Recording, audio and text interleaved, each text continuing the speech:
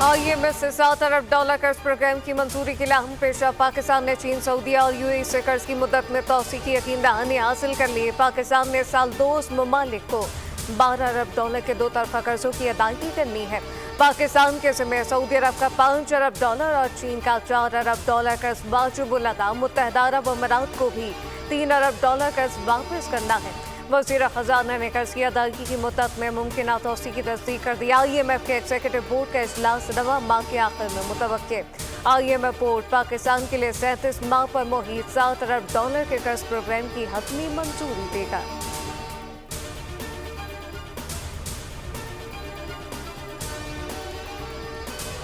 Trump पर कातिलाना हमले में कोई पाकिस्तानी मुलविस नहीं, व्हाइट हाउस ने वाज़ेह कर दिया। तर्जुमान वाइट कैरन जेन-पियर्स ने कहा कि आसिफ मर्चेंट का साबिक अमरीकी सदर पर हमले से कोई ताल्लुक नहीं। अमरीकी महकमा इंसाफ ने भी आसिफ मर्चेंट के ट्रंप पर हमले की खबरों की तरदीद कर दी।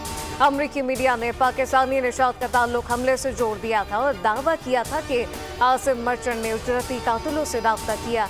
बाद में तफसील खबर शाये की कि आसिफ मर्चेंट के खिलाफ कोई सबूत नहीं मिले। आसिफ मर्चेंट को 12 जुलाई के रोज अमरीका से निकलते वक्त गिरफ्तार किया गया। अमरीकी अदालत ने आसिफ मर्चेंट पर फर्द जुर्म आयद की।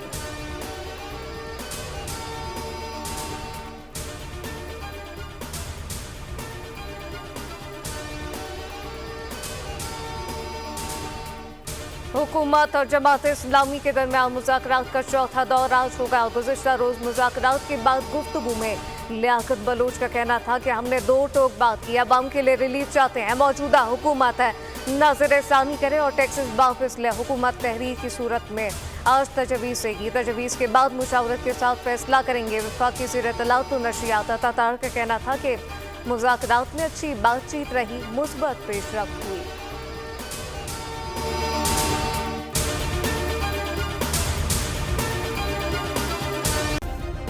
सब्सक्राइब करें और बेल दबाएं ताकि कोई खबर रह न जाए।